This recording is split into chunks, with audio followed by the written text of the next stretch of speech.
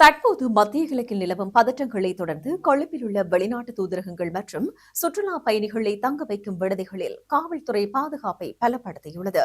இதற்கமைய மார்ச் 3 அன்று வெளியிடப்பட்ட அறிக்கையில் பொது ஒழுங்கு அல்லது தேசிய பாதுகாப்பை சீர்குலைக்கும் எந்தவொரு சம்பவத்தையும் தடுக்க சிறப்பு பாதுகாப்பு ஏற்பாடுகளை செயல்படுத்துமாறு காவல்துறை அதிபர் அனைத்து காவல் நிலையங்களுக்கும் அறிவுறுத்தியுள்ளார். அதன்படி தூதரகங்கள், உயர் ஸ்தானிகர் ஆலயங்கள் மற்றும் அவற்றின் உத்தியோகபூர்வ இல்லங்கள் மற்றும் பிற இணைக்கப்பட்ட வளாகங்களுக்கு மேம்பட்ட பாதுகாப்பு வழங்க உத்தரவிடப்பட்டுள்ளது.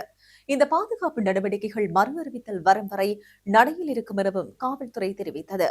மத்திய கிழக்கில் அதிகரித்து வரும் பதற்ற நிலையினால் வெளிநாட்டு தூதரகங்களை குறிவைத்து தாக்குதல்கள் மற்றும் போராட்டங்கள் இடம்பெறக்கூடும் என்ற கவலைகளை அடுத்து இந்த நடவடிக்கை எடுக்கப்பட்டுள்ளது. தூதரக வளாகங்களை முற்றுகையிடவோ அல்லது கட்டுப்பாட்டை மீறக்கூடிய கொந்தளிப்பான ஆர்ப்பாட்டங்களை நடத்தவோ முயற்சிப்பதை தடுப்பதில் காவல்துறை கவனம் செலுத்தியது.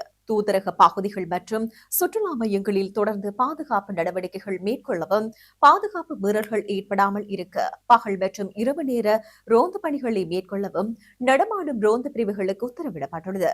நாடு முழுவதும் உள்ள ஆஸ்திரேலியர்களின் வழிபாட்டு இடங்களான ஜபாத் மையங்களுக்கு 24 மணி நேரமும் பாதுகாப்பு வழங்கப்பட உள்ளதாக காவல்துறை தெரிவித்தது. கட்டுநாயக்க விமான நிலைய பாதுகாப்பு இந்த பாதுகாப்பு ஏற்பாடுகளை பொது பாதுகாப்பு அமைச்சு மேற்பார்வையிட்டு வருவதாக பிரதி அமைச்சர் மேஜர் ஜெனரல் அருண் ஜெயசங்கர தெரிவித்தார். தேவைப்பட்டால் இந்த பாதுகாப்பு நடவடிக்கைகளை செயற்படுத்துவதற்கு ஆதரவளிக்க ஆயுதப்படைகளின் உதவி கோரப்படும் என அந்த அறிக்கையில் மேலும் தெரிவிக்கப்பட்டுள்ளது.